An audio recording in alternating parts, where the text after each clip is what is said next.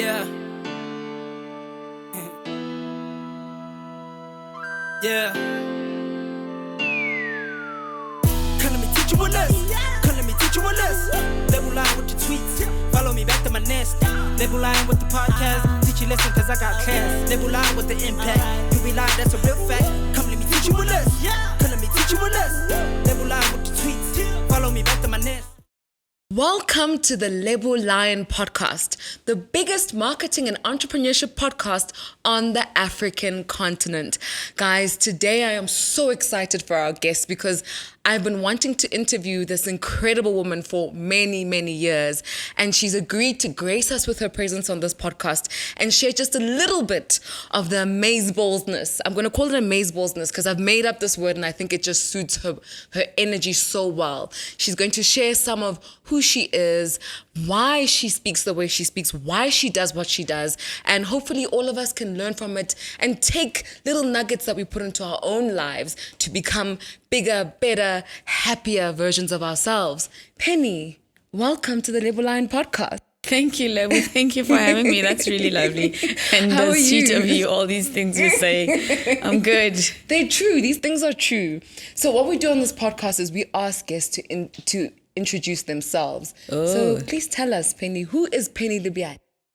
Oh, shucks. Well, my full name is Penelope Lebyane. Shucks, I'm a South African girl born in what was called the Northern Province, which is currently Mpumalanga. But, previously it was part of what is currently Limpopo. So those provinces sort of like are part of like my heritage and background. And then I came to live in Soweto when I was like 13. So I'm a young at heart, enthusiastic, full of life, can-do attitude kind of a girl. That's really who I am. It's very interesting that you didn't describe yourself based on your job or what you've done or your accolades. Why don't you use them when you're introducing yourself? Because that's just the work that I do. Like I have a personality before I got on radio. Like people say you're a radio personality. I'm like, yes, I have a personality. That's why I'm on radio. Yes. I'm not a personality because I am on radio. So, and then I really also think I just would like people to like see me for who I am and meet me for the person that I am versus the work that I do or what they've read about me or, all these things that have been formulated based on my work because that's not the sum total of who I am. I'm so much more. That's so true. I was watching an interview with you and Anele and she called you the original it girl. And now we're living in an era of influencer marketing and many, many it girls, inverted commas. Would you still take that kind of title if you were the it girl today? If you were 19 and you were the it girl today, would you still adhere to that title? So I never really actually like fully owned being called an it girl. I really struggled with it because it's a concept that at the time, when I would read up on a lot of like international magazines, it girls were like these girls who come from rich families who really don't have careers and then they just go to social events. Yeah. And then they are on the arms of like, rich men or rich guys who probably either like actors or soccer players or whatever. And I was none of that. I was a girl who was working on radio, who was, doing television work and who was writing for a newspaper, who went to social events because I was gathering content. Yes. And so based on that, I just used to like reject that concept of being called an it girl. Was I fly? Of course. Are you still fly, by am the I way? still fly? Yes, I am. Was I? No, I'm saying at that particular time because people didn't understand why was I called a fly one. It's because I really I dressed up and I showed up and then I demystified the whole thing of like when you work on radio you must just show up in your pajamas. I was a girl who wore my heels, I did my hair, put on lipstick. I really, it was like I was going to work. It's just that it's not 9 to 5 and there was no one monitoring what I looked like except me and my mirror when I left home. Well, my mom every now and again because she'd be like, what do you look like? Yeah. And obviously when I went on television, and all of that. So I think in today's times, it's very different. You know, you're allowed to be multifaceted. You're allowed to be diverse. You know, but I just feel like I encompassed all of that and so much more. Who inspired you to do that? Like, what motivated you to say, I'm going to put on makeup and look cute going to work, when there wasn't a requirement to do that? You know, I think my mom was always that woman who just liked being put together. So my mom was like a housewife, and that's the thing that people don't understand. But she's those mothers who went and did like a hair course and a beauty course. So even if, you know, she would be at home all the time, you know, she had a regular runs of like going to town to do her shopping, but she was always put together. Yeah. You know, and then, you know, when I was in high school, you know, I was a bit of a tomboy, and then I entered like some beauty pageants. So I had to like pick up a lot of things from her. You're a pageant queen. No, again, that's the other thing. You just did them. So I was always a girl who challenged like status quo. Like I went into beauty pageants to prove like this whole thing that you shouldn't be smart was like a dumb idea. So I was like, look, I'm not tall enough, fine. You know, I'm not like skinny, you know, I'm a thick girl, fine. But once I open my mouth, you will listen to me. So, and I went like, I entered like my high school pageant, and then I went to Miss Soweto, and that was it. So again, that's why I don't say I was like a beauty queen, because I only entered 2 beauty pageants. So that doesn't really qualify me to like claim the entire thing. But can I talk about an experience of like what it's like to be a girl in those beauty pageants and what those experiences are and what they do to you and what kind of person you can become? Yes, I can, because I have that experience from that, you know?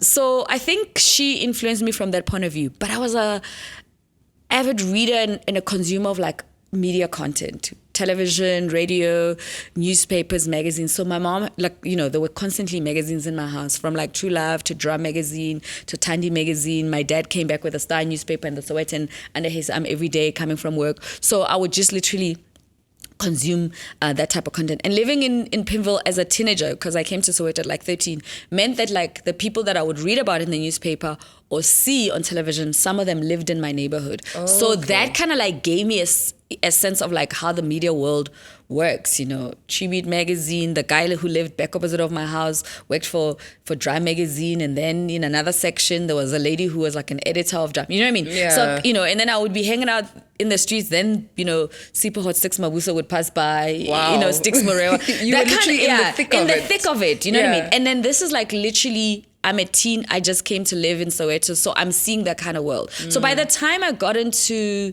radio, I went in with that attitude that you need to be visible, you need to be seen, you need to be presentable. But I was still like, you know, a teen. I mean, I got stopped by magazines in the streets. You know, I was one of those people that they put in their street fashion section. Okay. Yeah, I was like that kind of, you know, I had a turban, you know, so I just had like a sense of personal style.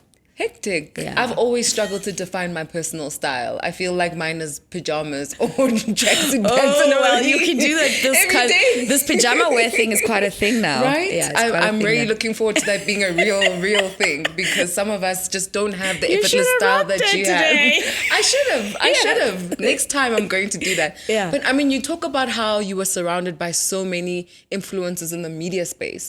Is that what got you into broadcasting? Because I know you've been doing it since you were 19. How did that happen? I think part of it was that, and I was just like those very expressive, curious kids that, you know, when adults had conversations with you, you had like a lot of questions to ask. So even though I couldn't sort of like articulate it and say that's what I want to do, you know, I kind of like, you know, so I entered Miss Soweto because Radio Bop was like a sponsor.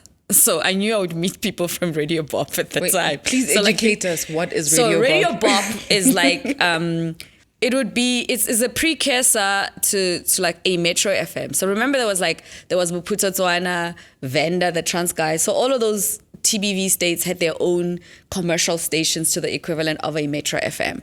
Okay. So you know what I mean? So the likes of like Bob Mabena, Shero Twala, Tim Mudise, Zandile Nzalo came from Radio Bob.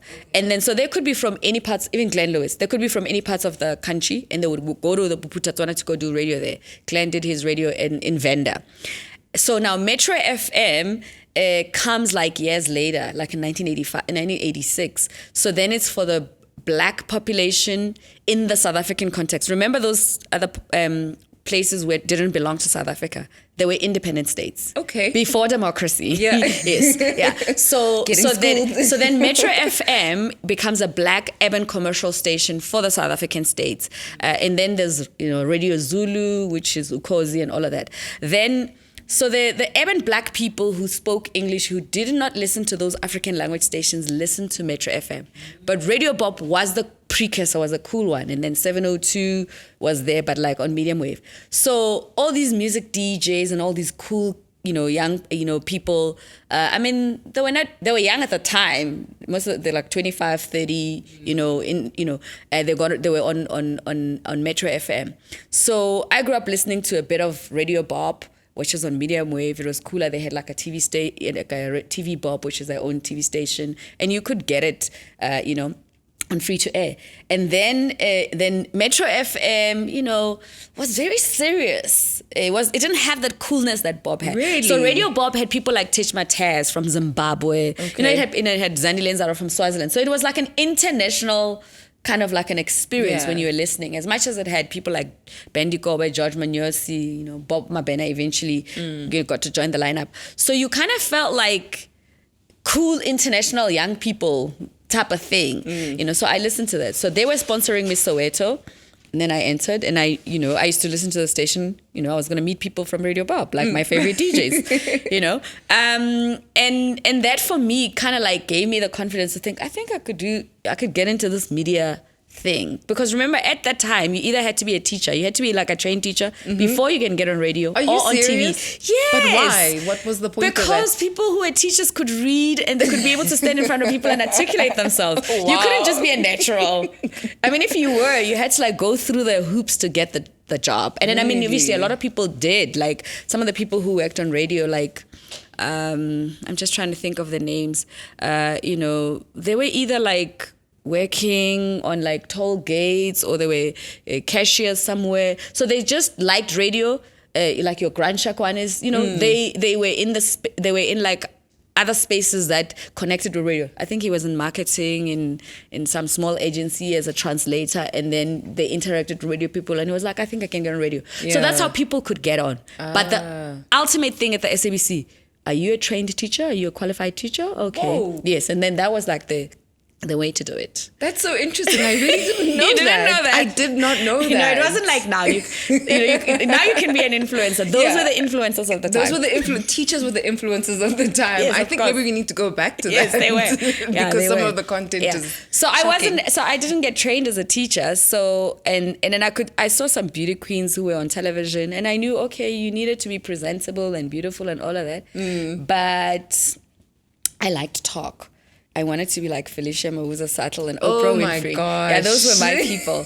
So even when I got on radio, I didn't just want to be like a DJ. Like I just didn't want to be known for the music. I wanted to know for like my opinions and what I thought and what I thought and my interactions and my curiosity. Yeah. But also because I was a young person, I wanted to represent a voice of like a young generation that was not on radio at the time. I love that. I feel like you're still that person, You're always driving something new. Yeah. You're always having Yeah, I'm a conversations hybrid. people are Yeah. too scared to have. And you're also I feel like for people who come from where you're coming from, in the radio world, you're still pushing boundaries. You're still experimenting with a couple of new things. You're not afraid to collaborate with other people, who are coming into the industry. And I think that's very, very cool. Yeah, I think that's probably like my unique selling point is that I'm able to sort of like unconsciously go into new spaces. But obviously the older I've gotten, I've started saying, I don't know, maybe I should. So I shouldn't. Like I'm just that person that when a new idea comes up, I can just jump, I get it, and I can just jump on it. But I've realized that, I have not been able to sort of like commercialize those things, but I'm good at spotting new things and going with them. And I just get it because I don't overthink it. I go with my heart and like the curiosity of the curiosity of youthfulness. You know, when you're young, you're so curious, you want to do things. So you don't have you're not thinking about the risk, you're not thinking about who I need to impress, you're not thinking about what they're going to think of. You just want to do it. So that's the kind of like attitude that I had about my broadcast career and things.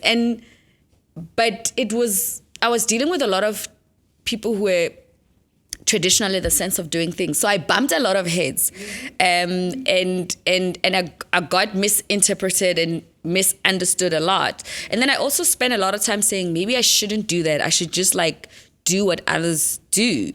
But then I wouldn't be true to myself. So like now I just go, I should be doing that. And I'm like, no, let's other start. Let's see what happens. Let them be pioneers. Yeah, let me just do it. You know what I mean? Like I naturally have a pioneering spirit, and I get it when people are trying to put an idea out. I connect to the newness of things like that. Does it pay to be true to yourself?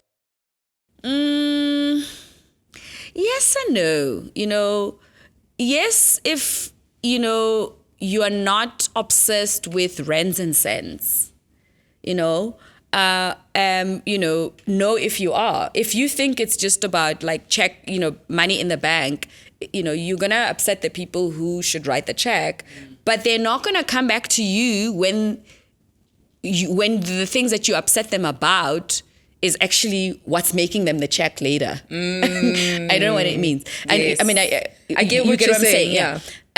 But it's a yes because you're true to yourself.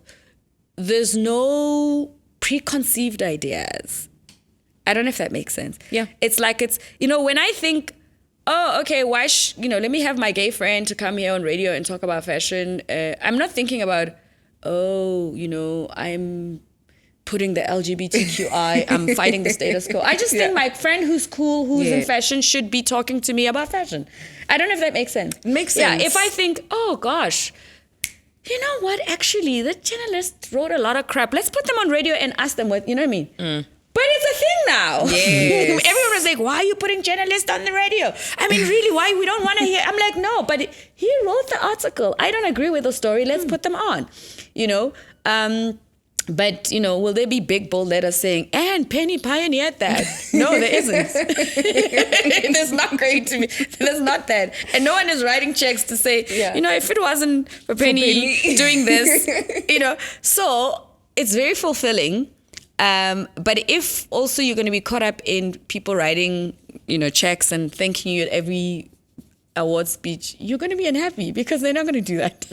Because also when you were doing it, you're not doing it with that in mind. Yes. Yeah. It was like, it just came naturally and it was spontaneous. And just like if somebody comes to me and say, oh, I've got the song, I think it's so cool. Or I went to a club and to a place and then artist is performing, I don't know who they are. I'm like, what's your name? This is so cool. Oh my goodness. Do you have that? Can I go play it on the radio? Yeah. I'm not thinking about, oh, okay, who are they signed to? If I play them, how much do you need to pay them? I'm just thinking, they have a song, it's nice, they're talented, somebody needs to hear them. Yes. Do you know what I mean? Yeah. So now the program's manager is going to be like, oh, so you just put on artists. I'm like, yeah, but we are here to find new artists, showcase, and that's just that. And then after that, what happens to that artist is not really my responsibility. I just help them put them on a platform and showcase what they, that's really my approach. So then what's the difference between following your heart, being true to yourself, and being intentional? It's a mix. It's like they're interconnected. Okay. It's like you see, now we have words to like label these things, So when people say, you gotta find what you love and do what you love, it's like peppers. I didn't know that when I was 17 and 18 and 21 when I got to Metro. I was just doing that. Then one day I heard, oh, that's peppers. Oh, that's the thing that I've been doing. Yeah. And then be intentional. So I'm intentional on giving people a platform and supporting people's grand new ideas. So I did it when I wasn't this Penny Lebyane. Like when I was on a community radio station, that's what I did. So it just comes naturally to me. And people come to me with like the newest things that they're doing, and I then I realized, oh, okay, I really just have to be intentional about receiving them, giving them an opportunity, using the platforms that I have to put them on. And what happens to them after the fact has nothing to do with me. So I'm being intentional, but I didn't know that I was being intentional initially when I started. So people always say, oh, there's no content. I'm like, are you for real? There's so much. Do you understand what I'm saying? Like everything is content. Everything to me, is content. You know what I mean? So it's, and then it's like, they're like, okay, so, you got to have a plan of what you're going to talk about. I'm like, okay, yeah, I'll have 4 ideas that I'm going to go with. But at the same time, and I remember hearing Quincy Jones saying this in that documentary of his. He said, it's like when you're making music, you must do like 80% of like the band and everybody else and whatever. You must always leave 20% for God to do what he wants to do. So that's really what it is. It's like, I don't know what else could happen out of that moment. Like I could just bump into an artist who's going to be the biggest thing ever. But all I did is I just allowed to be using that particular time, using the platforms that I have, the influence that I have, the access that I have. And it's like that with everything, even with social media. Sometimes I just retweet something because I really resonate with that. The next thing is a big thing. Yeah. I only played my part intentionally. I'm being true to myself. I'm not like saying, okay, now how can we make the next star? I don't know how to do that. I really don't. I love that. Yeah. I like what you said about Quincy Jones, leaving that 20% to God. Yeah, he says leave room for the magic to happen. Because he says, and whatever you decide what God is, it could be, it could be the magic, it could be the energy of everybody coming together, it could be our ancestors visiting, it could be an old artist, it could be anything. Anything can happen in that 20%. That 20% could just make the magic. Absolutely. Yeah. I love that. But I want you to take us back a little bit. Your first day on radio. Take us back to what that felt like. What were you talking about? Do you even remember? My first day on radio. First show. So my first day on radio, I was not doing my own show. So what people also, but I mean, I think I do talk about it. So when I first went to Voice of Soweto, I was officially sort of like a newsreader, a weekend newsreader. But that was not really my first radio experience. So that's like live as a newsreader. So Soweto Community Radio, which is the precursor it's one of the community stations. So when I do my radio story, I like to tell it correctly. Okay. So it always sounds like it's long-winded. So the IBA, which is ICASA, which issues licenses. So they were issuing community radio licenses. So Soweto Community Radio was one of the stations where young people could go to get training to get on radio. But it was not live. So they were mock broadcasting. So I went to go do that training. So that's like, I think I was in grade 11. Oh, yeah, I was in grade 11, just going to go to grade 12. So when they launched to go on air, I didn't work with them, but I did training with them, that whole mock broadcast thing. Kabzela was there. A lot of people know Kabzela. He worked at YFM at some point. And other guys, some of them are still there. Then the following year, I did my metric year. And then when I finished that, then there were other stations that Soweto got. So they got Soweto Community Radio, they got Bua FM, then they got Voice of Soweto. So Soweto Community Radio was in Dube, which is like right in the heart of Soweto. Then Bua FM, which was in Dobsonville. So Dobsonville was not really part of Soweto in the past. It was part of Roodepoort. Yes. Okay. Like, so historically, it's things like that. Yeah. So we're getting a history lesson. So Bua was part of Roodepoort. So it belonged to the Roodepoort municipality. Okay. Back then. But now it's like the whole one thing. Then there was another station called Voice of Soweto. So that was based in the city center at the Carlton Center, the tallest building in the continent back in the day, not now. So that was like, so how they all differed is that Bua was very poetry, yes, raga, deep soul sister, feel sister kind of life. Then Soweto Community Radio was very tsotsital, township, let's go, skipane kasi, exe, all of that. Okay. And then Voice of Soweto was like, we all go to Banana Park. You know, our parents are like teachers and lawyers. The private school. It was the radio. kids who went to like Parktown Boys Yes. and St. John's, depending on where your parents sat in the scale of the economics. And then in Soweto, those were the kids who were from Deep Kloof Extension. Yes. Yeah. Like they were there from Deep Kloof Extension, Beverly Hills. There were those kids. Now I And understand some of the this. kids from Pimville. So that's what people need to always understand, how this whole thing was. Yeah, it You was. know, I never used to understand that because I grew up in Deep Kloof, Yes. and people would say cheese girl. I'm like, what are you Yes, talking yeah, about? You know, yeah. but now that you're explaining it, I'm Yes. like, I get it. But also in Deep Kloof, people need to know that you're a cheese girl if you were from Deep Kloof Extension. Yeah. Not the entire Deep Kloof. Oh, okay. Just like in Pimville. Yeah. Cheese girl is Zone 7, Besta, Yeah. Pimville Zone 5 Selection Park, not all Zone 5. Okay. And not Sun Valley. Okay. There's a difference. Okay.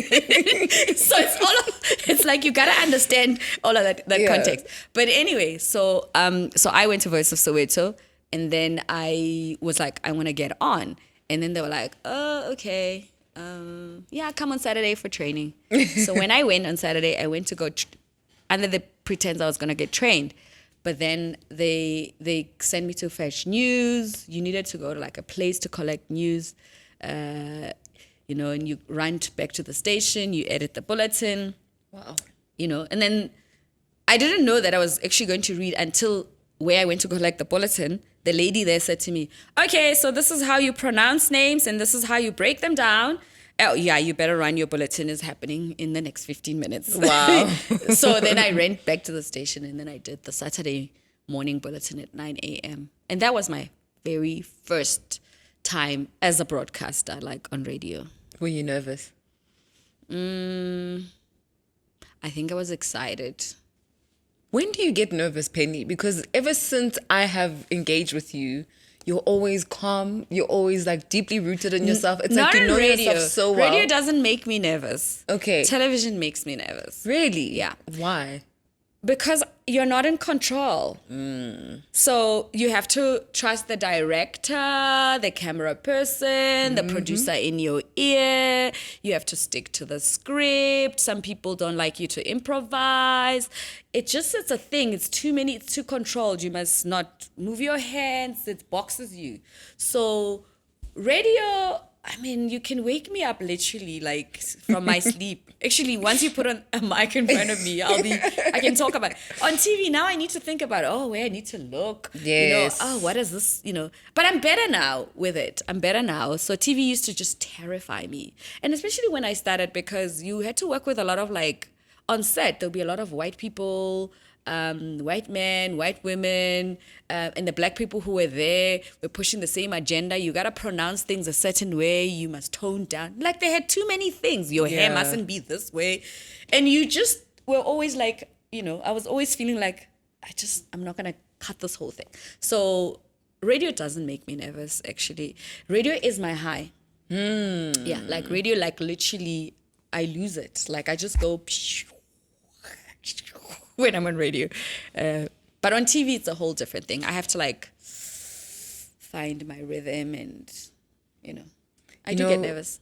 Like, I'm really enjoying you as a guest. So I'm also sitting here just listening to you as if you're telling me a story. Yeah, I can be like that. So you spoke about the industry and how white it was back in the day and how Yeah. people didn't really have control over the narrative that was being portrayed. Yeah. Do you think the industry is still like that today? I think we've made some progress, Okay. but I think as South Africans, and it's not just a media thing, but so I want people to realize that it's not only in media, because once we think it's only in media, then we'll miss the bigger picture, is that we have a tendency to forget what the bigger picture is. So it cosmetically looks like there's a lot of change, but actually there isn't real change.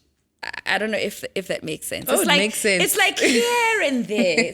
It's like here and there. I mean, there's some spaces where we are totally in control of the narrative, and the spaces where we're not, and it's a lot of work, and I think it's one of the things that we struggle with as South Africans, because as Black people, we're a majority, okay? white people are a minority, but they still decide the budgets, like in terms of like television and advertising, radio. The money really comes from there, and they're trying to communicate messages to the majority of the black population. But the concepts, they have to be presented in English. So we constantly have to impress before we deliver. I don't know if that makes sense. I get it. Yeah. I get it. So, and you almost like, we also have to do a lot of like, what is it in marketing is like, you can't, the concept, you need to say, you see, this is how they did it there, and this is what it looks like. So like, can we do it this way here? Yeah. You can't just say, this is what I'd like to do. Yeah. Because they're just like, but what is that? There ised freedom for There's no new freedom ideas. for new ideas, Yeah. like fully. Yeah.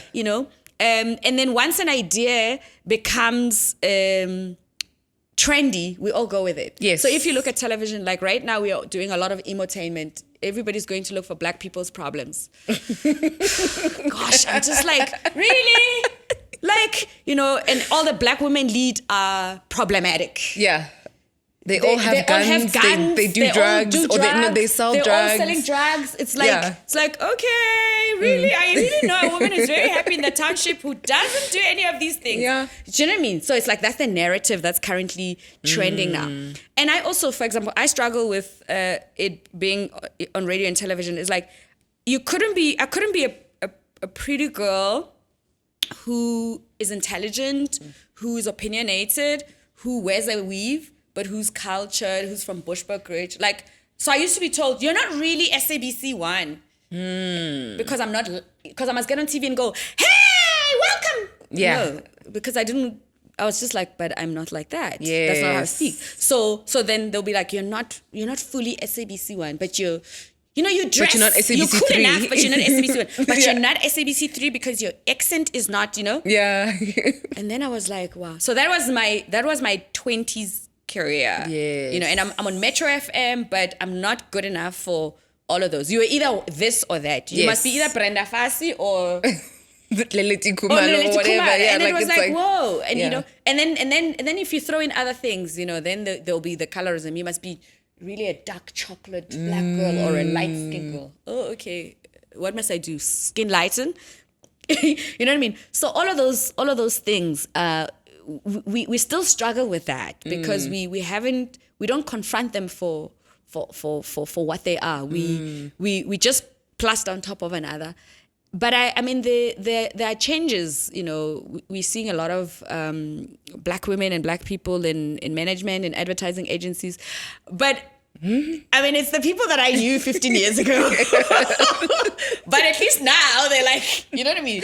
Yeah. But it's kind of space. And all of those things, they influence each other. The other thing that we suffer from is like, we always think what's happening in television is not the problem in radio. It's not the problem in sports. It's not the problem in advertising. It's the same thing. Yes. It's actually the same thing. We need. It's an ecosystem. It's an ecosystem. We're all under, the same evil. Yeah. And but because we also go there to, fix it in little drips and drabs. Yeah. It just feels like we haven't made a lot of progress, but there is progress. I mean, the fact that there are these black-owned production companies, and you can go directly to some agencies and really pitch your ideas and be heard, and influencers are really paid big money, even if it's like a small group, but also the sad thing is that the money is going there because the people who are signing the check resonate with, this is cool. Yes. But that doesn't really speak to the entire population, and it doesn't really change the bigger issues that we actually need to address. So I always say to people, my sister lives in Pimville, in Soweto. If she doesn't know what I'm talking about, I'm not even going to ask my cousin who's in Bushbuckridge So you guys are BSing us. Yes, absolutely. Yeah. There's a lot of stereotyping There's a lot of of what stereotype the where black the black audience audience and is- market are. yeah.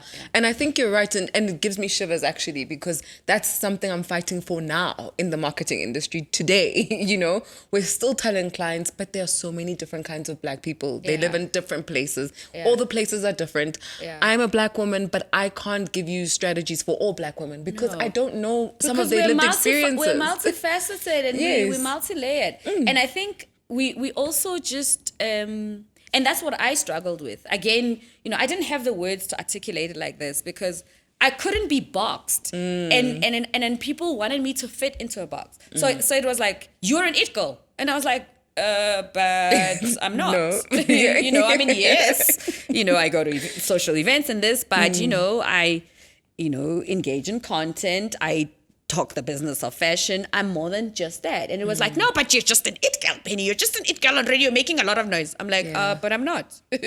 You know, and there was no room for that. So we are using the template of the previous dispensation, even in the way we do things now. And we don't understand why it's not giving us the results that like our counterparts are. I mean, you know, say what you may, Nigerians are authentic in everything that they do. When they're bad, but they're still true to themselves. So now we're wishy-washy. We have no, do you know what I mean? When they're good, like you can distinguish that that's Nigerian creativity, and you can see it in their music and their fashion. And I'll use them because They've got a clear brand. They've got a clear brand. They have a you know, clear it's just brand. like, it's like Black Americans. Black Americans are committed to their history and their story, and the struggle of being minority in the US. We forget that. We forget that we're a majority. We carry on like, you know, we forget that we're a majority that doesn't have the real power.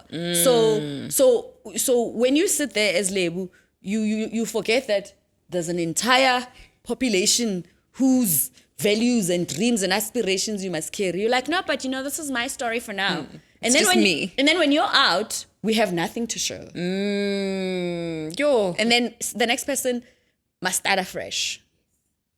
You're hitting on so many things. Yeah, so many things. That's like our thing. Would you call yourself an activist?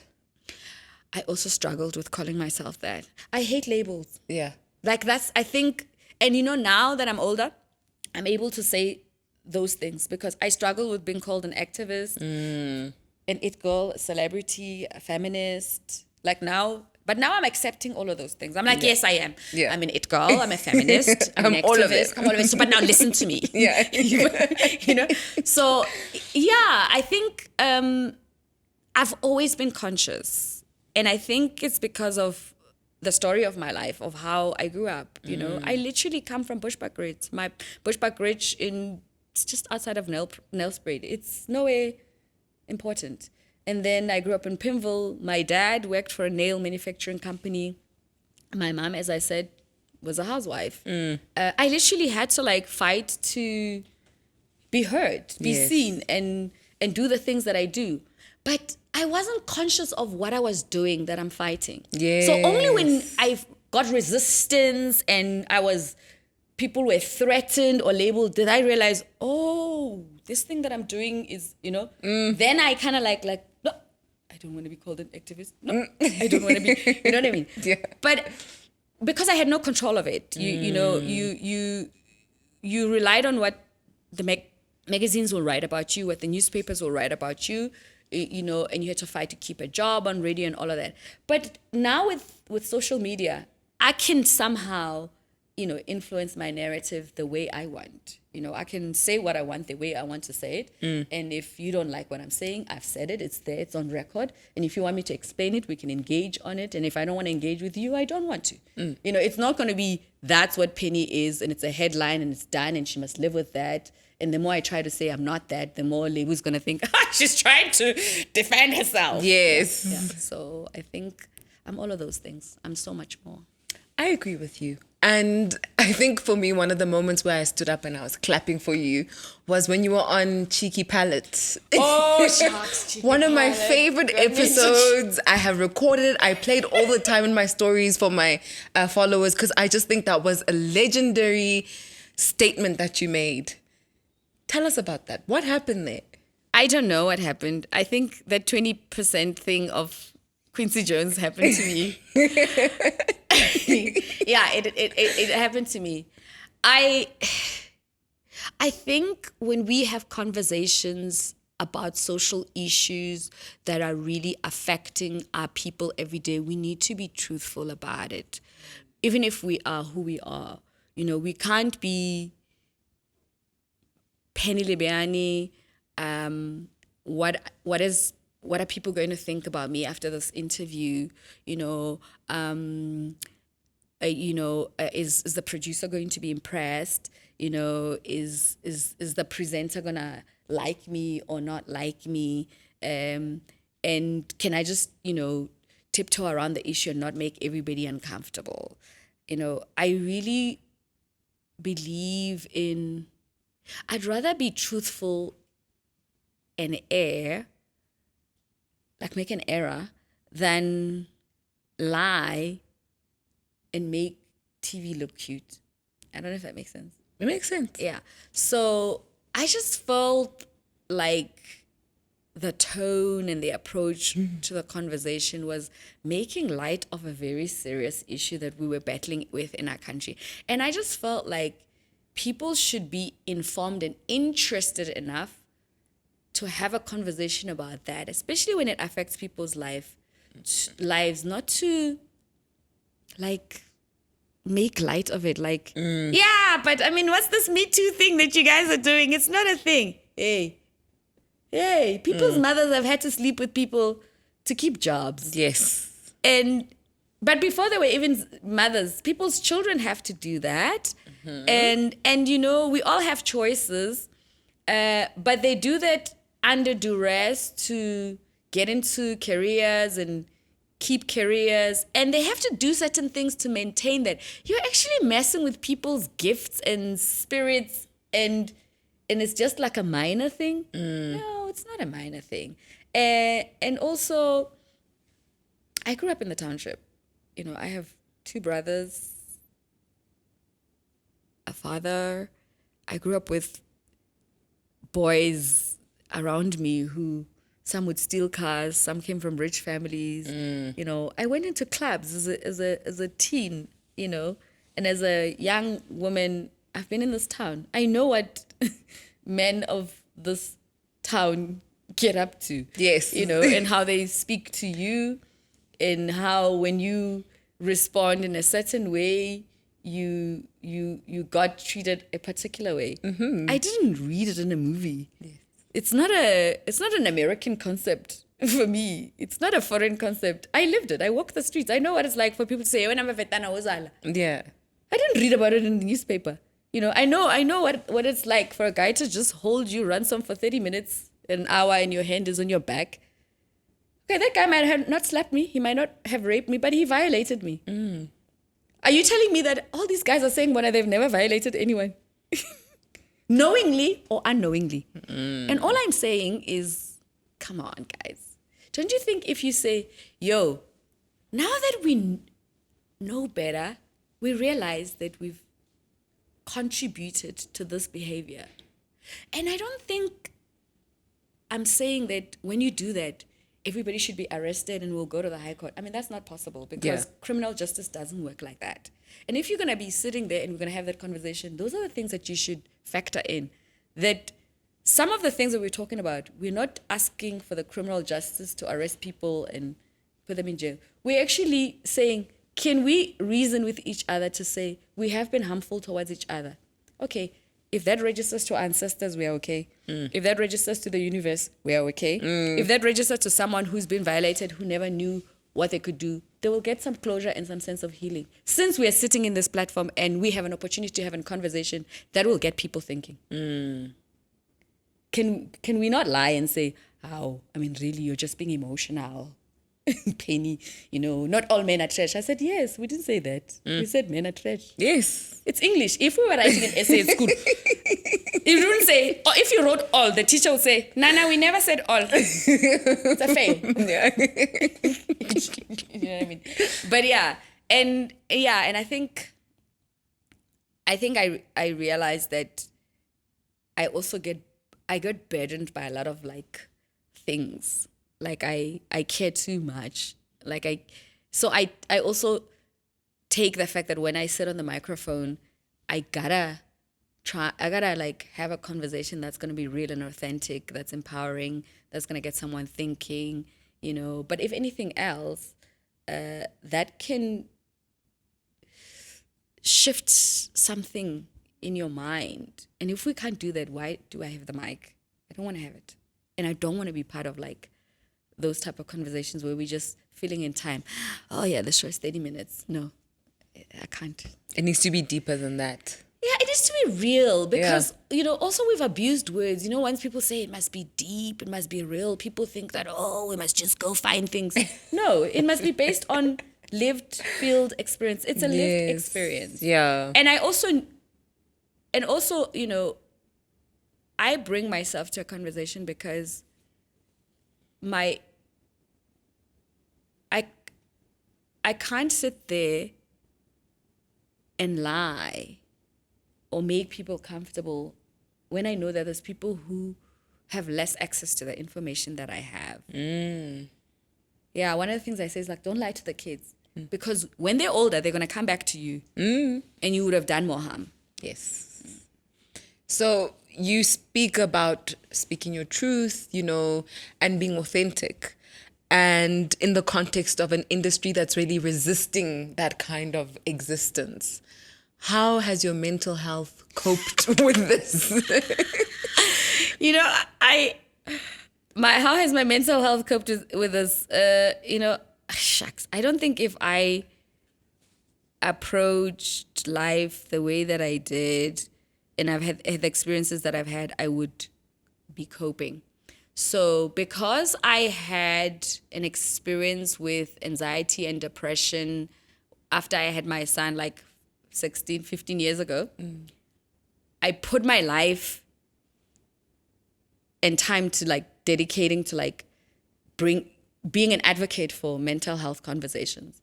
So when we are here now, when we are having these kind of experiences, like I have tools and resources of how to cope that I have been using for like years. Like in hindsight, I'm like, if I didn't experience all of this, I don't think I would be able to like manage in the times like this because I would be so overwhelmed.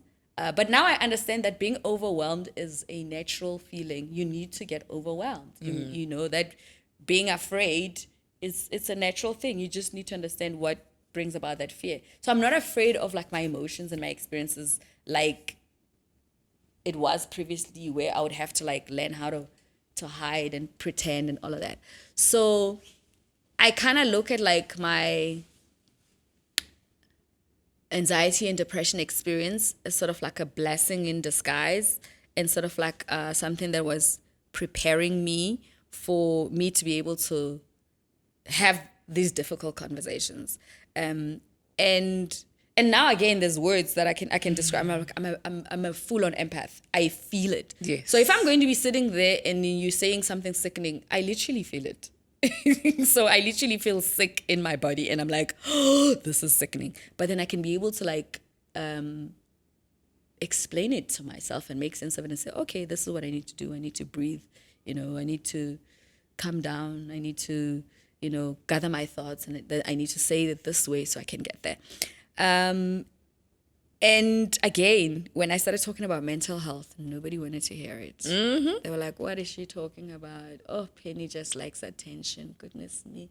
Why is she telling us, how these things, we don't want to know. I mean, really, these things must just be private, And again, all of that came from reading up on like things internationally, how people who are in the public life use their influence and platforms that they have and how they take a stand against, things like, come on, when you're famous internationally, the media runs amok with your life. I mean, everybody's like, oh, we are standing with Meghan Markle now. Are you telling people were crying 20 years ago and saying, no ways, the media can't, and in her case, at least she's a princess. I mean, really, I just got on radio. Why must I be harassed? Do you know what I mean? Yeah. So one of my favorite lines is like, they don't pay me enough to be harassed by like Sunday newspapers. I don't make enough money in this country to be harassed by any journalist. No. And I was saying that back then. For what? I must be harassed by journalists because I'm on radio and TV. Are you crying out? You have a job, I have a job. Really, just like, honestly, this is disrespectful. And remember, that was a time of people like Princess Diana and everybody else. So, Tina, we were supposed to do what? Read the media and see Americans and British and Australians complaining. And when you must allow it because you want to be famous. No, I don't want to be. And those are the kind of things. So when I made links of like how that affected me, and how, those experiences brought about anxiety and depression. And I said earlier on how like TV used to make me nervous. But Lord and behold, Penny, you are nervous by being on TV. Yes, what was making me nervous is someone is screaming in my ear. Don't say her, say her. Do you know what I mean? So when you're reading the script there, you're thinking, this one is going to say this is not good enough. And then I realized why people would be on TV shouting and saying also, because you couldn't hear what they were saying, because obviously they didn't want anybody judging them. But now I'm thinking, I want to get through. I want to make sense of what I'm saying. Wouldn't that make me nervous and make me anxious? It would. Naomi Osaka was talking about, I just don't want to be asked 50,000 questions. Can I just play tennis? Yeah. Can I have boundaries? Can I just have boundaries? Do you know what I mean? Can I just be? And it's those kind of things. So I think now I'm grateful that I had that experience in hindsight, because one, it gave me the courage to speak about it, but it also by doing so, I was able to give other people the courage to do that. Again, they're not going to come and say, and then Penny said in 2007, and then Penny said, because I said it. I just said, this is ridiculous. Like, honestly, we can't be harassed by journalists. No thanks. It's not worth it.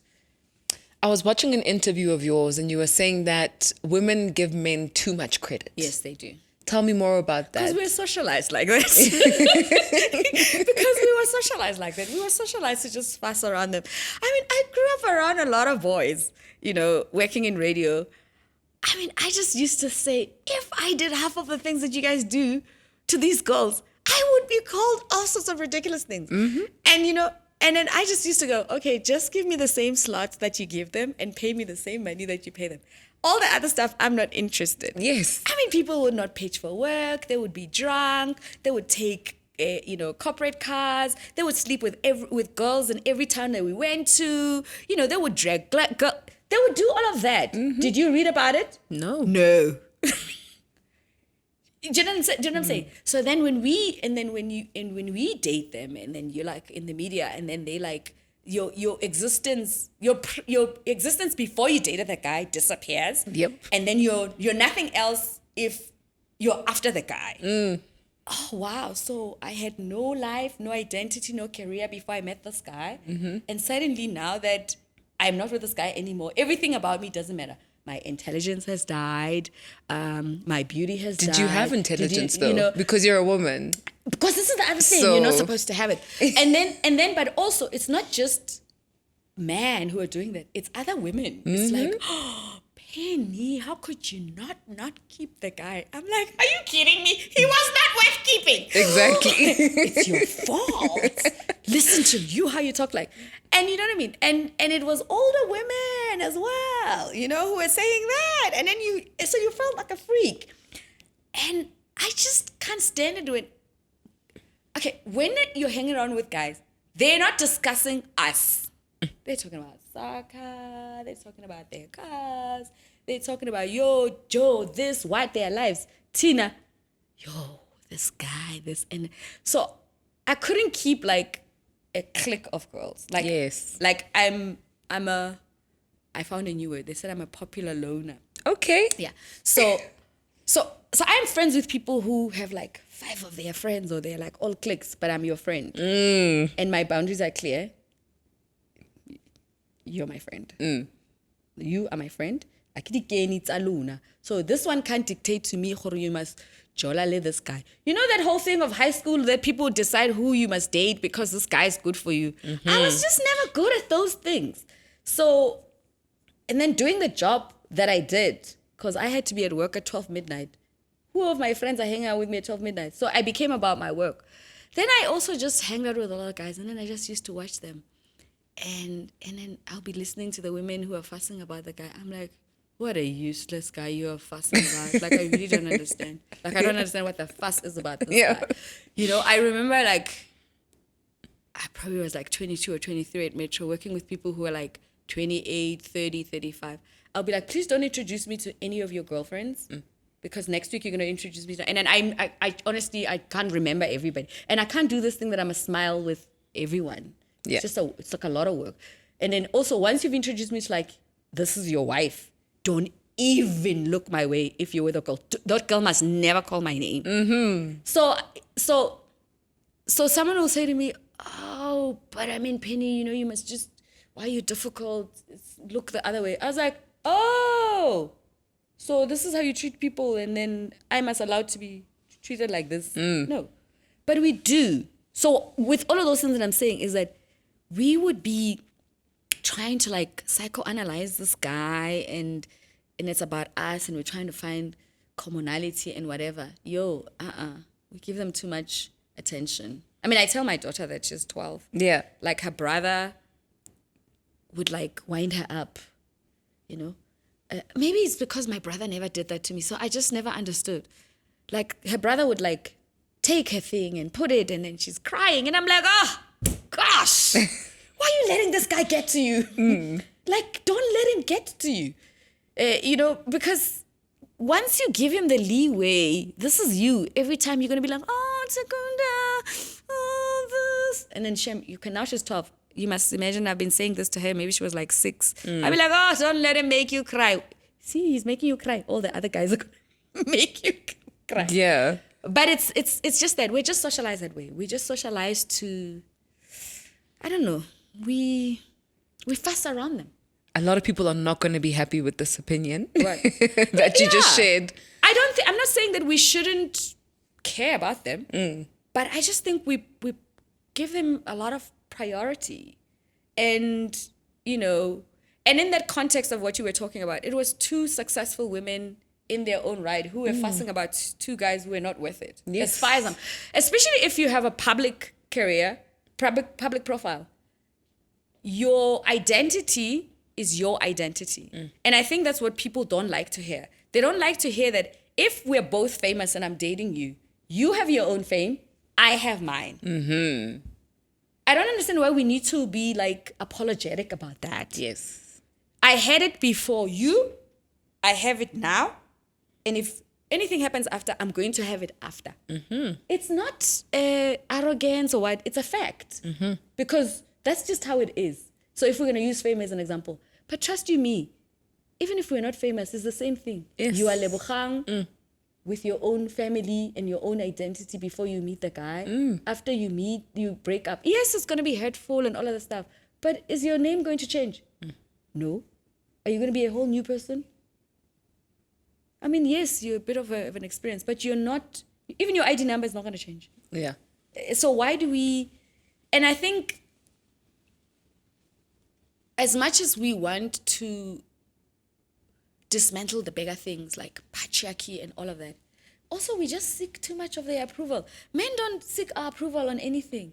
You know, if a guy wants to buy an X5, even if we have no food in this house and he wants an X5, he's going to buy it. Yeah. When you're going to consult everybody. How much food do we have in the house? You know, should we buy this X5 or not? Oh, Lord, what are we going to eat for the next 6 weeks? The guy's going to buy the X5, come home and say, I bought an X5, guys. Do you want to go for a spin? And you are losing your mind. You're like, we don't have food. We're in debt. He puts himself first. Do you know what I mean? He does. He puts himself first. And yes, we are wired differently, but if we want the world to be different from what we have experienced, we can't keep doing the same thing and expecting different results. Absolutely.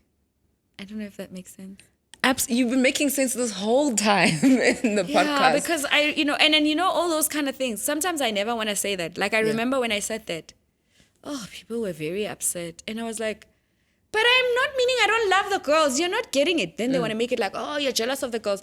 I'm like, no, I'm saying you're better than this. Don't talk about them. Imagine if we just had a conversation, if those girls had a conversation and never they spoke about those guys. They never said their names. Those guys would be pissed. They should be. Absolutely. Because guys can do interviews and not talk about you. Or deny your existence. They're like, I know, Penny and I are just friends. Meanwhile, you know what I mean? Yeah. Rona, we can't. He's the love of my life. Please, man. That's actually a model that I've been using. So people don't know my personal life. Am I gay? It doesn't matter, because I feel like my identity needs to come from myself. If you like Lebo, it's because she says this and she does this. It's not because she's dating someone or has these famous friends. I feel like it has to come from the value you give. And people don't like that. They don't like it when you have those kind of boundaries. It's like there's a blueprint that we must all follow. And then if you question this blueprint, you're like, who came up with this? They have a problem with it. You know what I mean? And also, in my experience, I've said to people, look, the one time I spoke about someone, these were the circumstances. If anybody comes to me and says, should I make my relationship public? I'm like, yo, sweetie, don't do that crap. Like, just don't do it. Like, just don't do it. It's not worth it. Like, it's just not worth it. Yeah. Okay, if you want to wake up tomorrow holding hands, that's fine. Hold hands. That's okay. But don't be like, oh, yeah. Break it down. No, it's a lot. There's no rule that says you must do that. And after that, we are done. I'm not mentioning nobody. If you are I read today, Dolly Parton has a husband. Do you know Really? that? Yeah! I saw it on Twitter. I was like, Dolly Parton has a husband? Who is this? That's so funny, actually. Do you know what I mean? Yeah. And it was like, they say there's like 7 pictures of Dolly Parton's husband. A whole Dolly Parton. Huh? And he's Dolly Parton's husband. We don't know his name. We don't know his We name. don't have to know it. Yeah. It's fine. Look, I'm not saying that those who want people to be seen with their husbands, they mustn't. I'm happy for them. I just don't want that responsibility. It's too much work. I don't want to be. And men are a lot. Why did you tweet that? I mean, really? I was listening to you on the radio, Penny. Why did you say that? And I'm like, I can't explain that. So if you're coming into my life, You're coming into my life. We're coming into my life. Yeah. I don't want to feel like I have to explain myself 50,000. Yeah, we can talk about it, but let's not make it like the thing that I suddenly now can't have an opinion because my boyfriend is famous. Imagine. If there's a woman out there who's watching this podcast or vlogcast and they feel stuck in a system that they feel like they can't speak their way out of or do anything out of, what advice would you give them? If they're feeling stuck. I mean, I get DMs from people all the time saying, I have these ideas, but I'm afraid to tell my boss because he is a man, or it's a woman who would fire me if I did X, Y, Z, or I have ideas, but I'm afraid to share because I might get fired, What do you say to women when they're in those situations? I think you just start as small with start small, because I think what always overwhelms us is how can this idea that I have be grand and I put it and it's be like this and everybody sees it. We get caught up in the end results. We are afraid of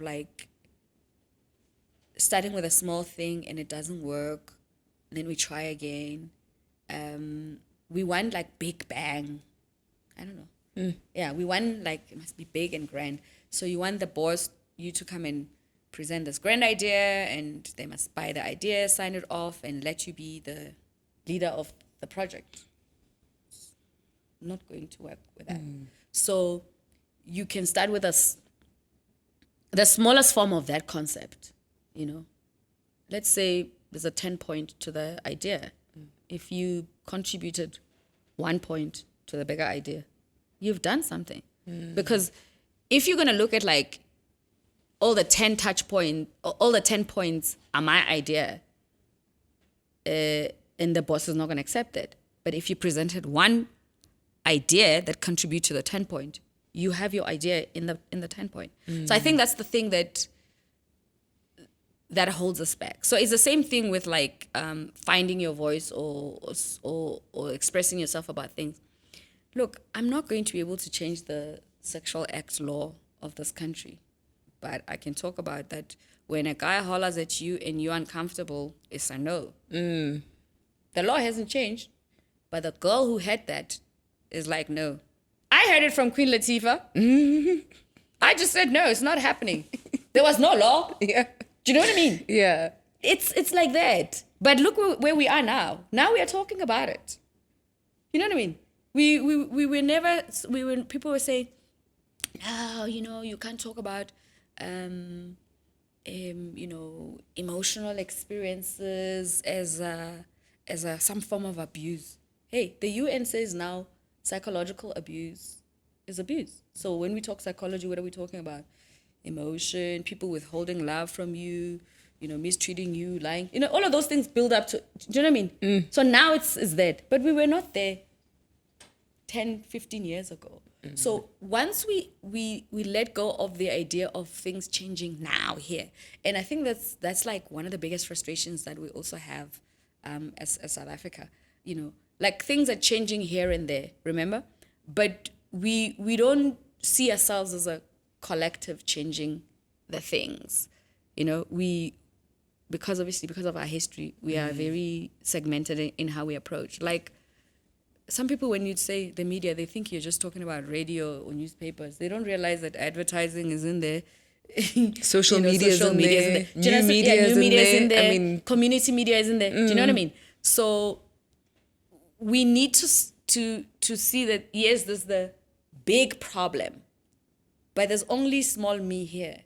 What is my small contribution that I can make to changing that? And then if you do something small and someone else, do you see that we are collectively, you know, making the change? And I think that's the thing that holds us back, because that fear comes from that.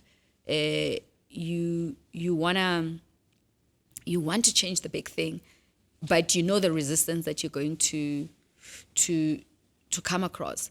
And the other thing that we really also struggle with is we think that I'll wait until I'm in a powerful position to make change. Integrity and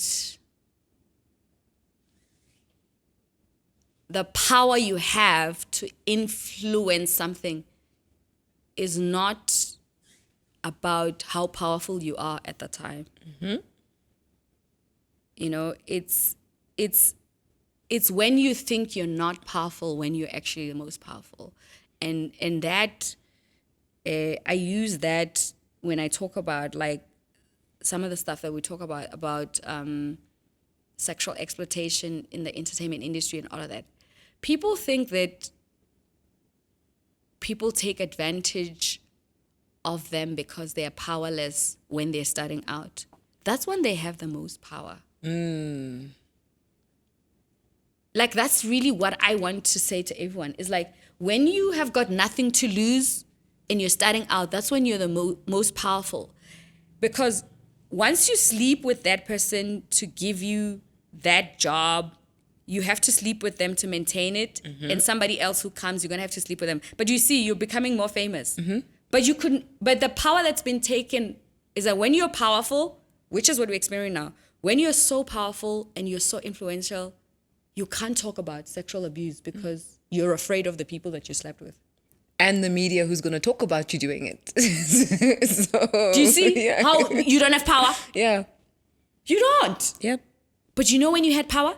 Is when you could have said no to the person in the beginning. And there's no shortcuts. That's what they mean. Yes. Because now you have the power. You can't use the power that you have. What is the point of the power that you have? Yes. But if you are courageous enough, you can actually say, just like the guy who can say, I never slapped anyone, I never raped anyone, but I grew up watching this and I did nothing. I actually feel that I want to be part of like changing how this is. Remember that guy that I said would hold my hand? He didn't rape me, but he violated me. Yes. So the same thing with this lady. She can say, you know, I didn't know better when I was starting out, but I got taken advantage of this. And then I realized how that has cost me now. But people are afraid to do that because they're afraid of the people who they know will come out and say, when I don't talk, you. And you can't talk. And What are you going to say? What are you going to say? Yeah. So you can take your power back. But unfortunately, there's a prize somehow. You just got to be willing to, to work with it. Unfortunately, the biggest prize that we're all concerned about is how much money is in the bank. And for me, that's not it. Yeah. I mean, COVID taught us that. Yes. It's actually so interesting that you're mentioning COVID in this conversation of being authentic, speaking your voice, having power when you are not so powerful, because I actually benefited from doing that. You know, I came into this Twitter space and I spoke my mind about the marketing industry, and everybody who was influential in the space was like, you need to keep quiet. And You I was didn't like, need no. to be the CEO, I don't need to marketing, be. Exactly. chief marketing officer of some important brand to say that. Exactly. Actually, half of the time, those people don't make They sense. don't say anything. Because They they're worried don't. about They're worried their job, exactly. next job and what. And then they keep saying, oh, this industry is not evolving. Hello. Look in the mirror. Look in the mirror. That's true. Do you know what I mean? Okay, so before we end off this podcast, I've got 2 more questions for you. First one, Twitter or Instagram? Each platform delivers different things, you know? And gosh, I am so blessed that I've been on radio before all these social media platforms came on, and I've seen all of them in the different formats, do different things. You know, Twitter is almost like radio to me. Yeah, I treat it like that. Yeah, I treat it like that. I treat it like radio. It's like I need the information. I need it now. It's instant. There's interaction. And, I can take a bit of what I see here and go build on it, and it grows. Just like, on radio, because it was radio and television and a newspaper. You know what I mean? Like in the newspaper, they have to wait overnight to print it. Television, same thing. They, if it's not live, it has to be edited. Whereas on radio, I just go with it as much as I have limited time, but I can, so I treat it like that. So between Twitter and Instagram, I love Twitter. I'm with you there. I love Twitter too. Instagram, I don't know how to do the Instagram thing like very well. Because I just think, it's like, I feel like you need to really curate on Instagram. Yes. It's too much work. Yeah, it's just too much work. It's like my nose must be perfect. Yeah. And I'm just like, yeah, whatever. I'm the same. I just treat it like that. And the last question is, if you could meet younger Penny now, knowing what you know, what would you tell her? Leave the country.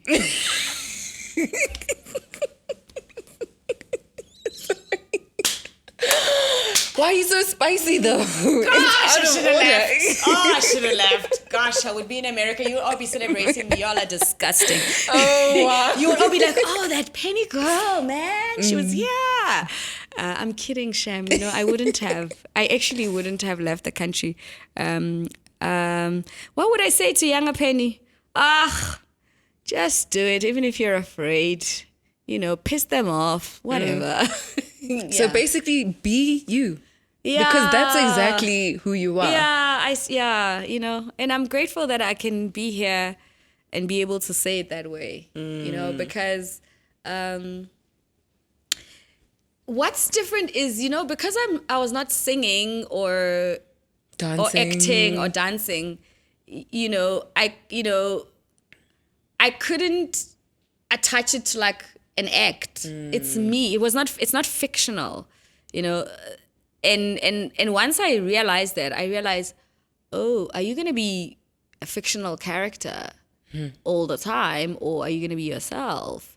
So if I was a singer, I would be like, I'm selling records. I'm really not selling anything. I'm just saying, just be. Just be yourself. I think you're selling something. Yeah. I think you're selling empowerment. I think you're selling... If I could bottle what you're selling, it would be like a can of liberation. Please, can you do that as a marketer? Because people always say to me, oh, Penny, you know, I'm like, guys, I'm like, what do you want me to say? No. You want me to say, selling... this is what you drink to find your voice. and people in this country, especially and on the continent, struggle to understand intellectual value. Yes. You know, so if you're gonna dance, they're like, yeah, what jive, I get it. Or what actor. But then once you're just sharing thoughts and they're changing your mindset, people say, that's nothing. That's nothing. That's why you must wear a suit. Yes. Then you must stand on a stage and Yes. speak in It's the like... Queen's English, because they don't understand what it looks like for someone to give you a mindset shifting interaction or conversation, or, you know. So I think if you were a product, it would probably be like a can of liberation. Like you just... Oh my God, that's like the help first people time I've liberate ever themselves. been able to like... I'm going to be saying that. I'm going to say, Lebo says I'm selling liberation. Yes, you are. Yeah. You've I'm just certainly like, helped yo, me. Try it out. Just be free. It's okay. Just be free. Just be free. Yeah, just take a sip. Take a sip. You try never it. know. That's true. And I think, you know what? Because we have been so colonized and we've been so programmed, actually the thing that we should be fighting for is to be Liberated. Yeah. And unfortunately, we have to do it ourselves. Yep. Krishnamurti says the revolution starts within you. It starts within you. You can't change other people. All you can do is change yourself. That is so true. And I see that in you, actually. Aw, so thank you so you. much for being such a positive and powerful force on social media, on the airwaves. It's helped women like me believe in their voices and not step back when brands say, no, you must speak like this. I say, no, I know it's possible to be myself and still, you know, succeed and still make money and still have integrity. So thank you so much, Penny, for coming on our podcast. Oh, Lebyane, thank you so much. I appreciate that. It means so much to me, you know. And I hope we get to interview you in the next 5 years and there's just another big story or something incredible that you are doing, because you always are doing incredible things. Oh, I hope so too. Yeah. I really do. Thank you so much. Thank you for having me. You listen cause I got class. Lebyane with the impact. You be lying, that's a real fact. Come let me teach you a lesson. Come let me teach you a lesson. Lebyane with the tweets. Follow me back to my nest.